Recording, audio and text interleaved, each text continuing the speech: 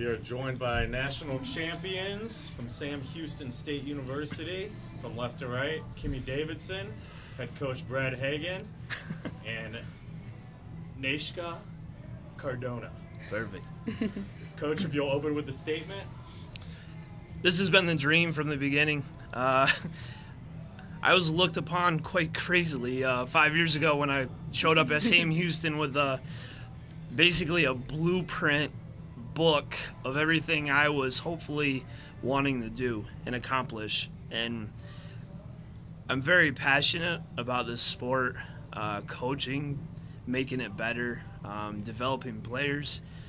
I want to give back as much as possible, and from the beginning I recruited these two fine ladies to my left and to my right with a dream, and they bought into it, and it was the goal from the beginning. And this is even more bittersweet because the first year we didn't make the national tournament in Cleveland. This was the one that got away, and now we're bringing home the hardware.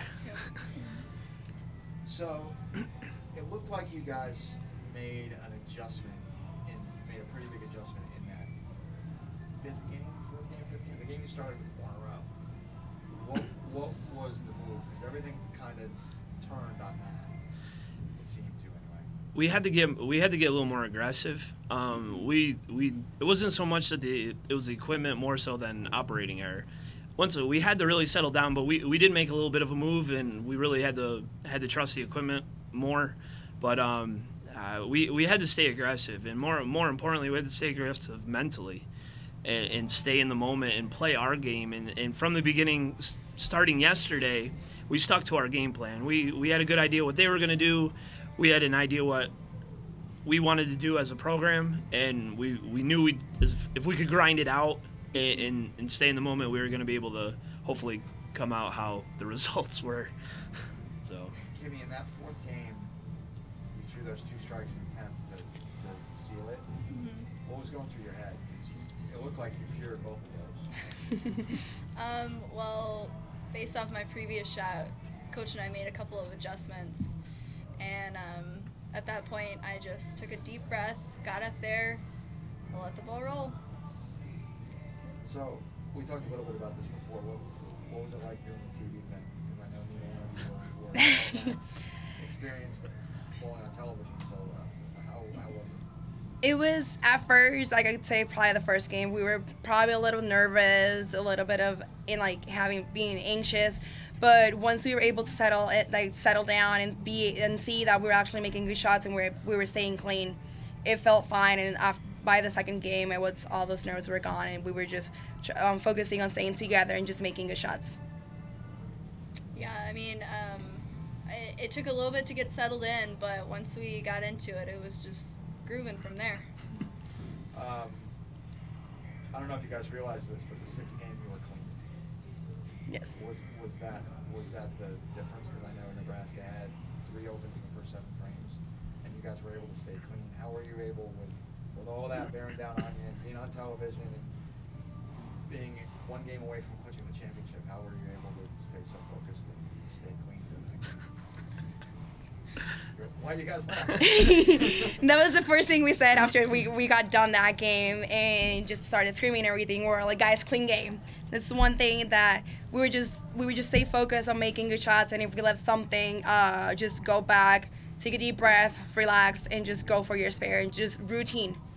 We just tried to stick to a routine, and every time we would always joke that every time we got a clean game during practice, we had to do 10 single pins less. So we tried to stick to it and just try to have fun and just joke the entire time to try to keep ourselves loose.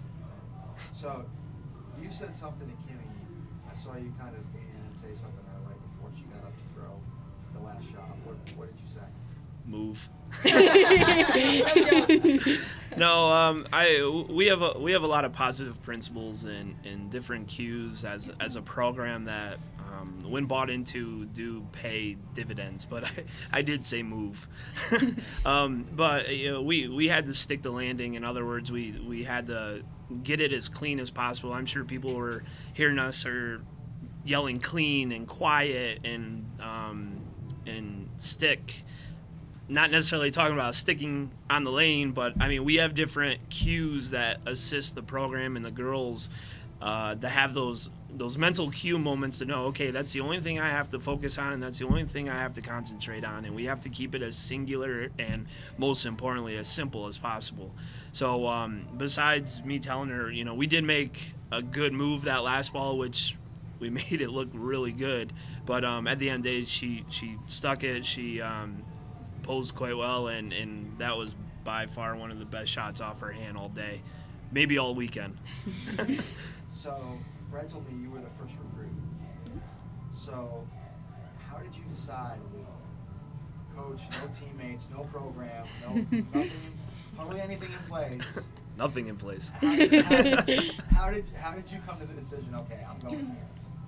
Well, I mean, first off, I'm from Texas. An obvious thing is Sam Houston's 2.5-hour drive from home. And, I mean, other than that, I like taking chances. And I bought into what he said, and here we are today. What did he tell you to convince you to come to Sam Houston State? God, that was forever ago. Almost 5 years ago now. Was there anything he said that you remember that was like, okay? Basically, do you want a national title? Well, yeah. Wow. Yeah. Really? He was gung-ho for it. And that made you believe? Yeah. He said, I'll give you the opportunity. So. True. I think something for this program that everybody's bought into.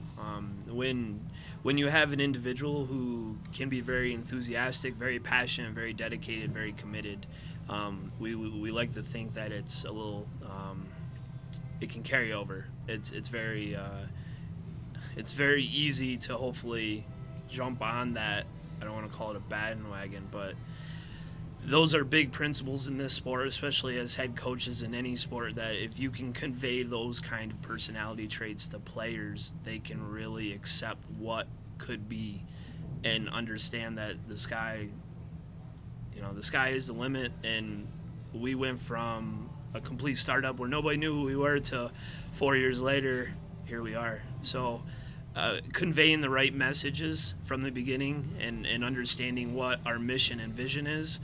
These two were the first two to really buy into it, and they've both had unprecedented careers here at Sam Houston, and I can't wait to see what the future holds for them. So the last shot, the punching shot, you needed 6, right? Mm-hmm. Were you thinking, okay, I'm going to play it safe and just kind of hit the pocket and see what happens, or was it more kind of like, I'm going after it? It was a matter of making a little adjustment and going after it. What was the adjustment? It was like a mental cue for me, like he was saying with mental cues earlier. It was just a minor adjustment that helped me get through the shot, basically. So. What's next for you? Hopefully get one next year as an assistant coach here for the team. Nice. Okay. Cool. Thanks, guys. Thanks. Thank you.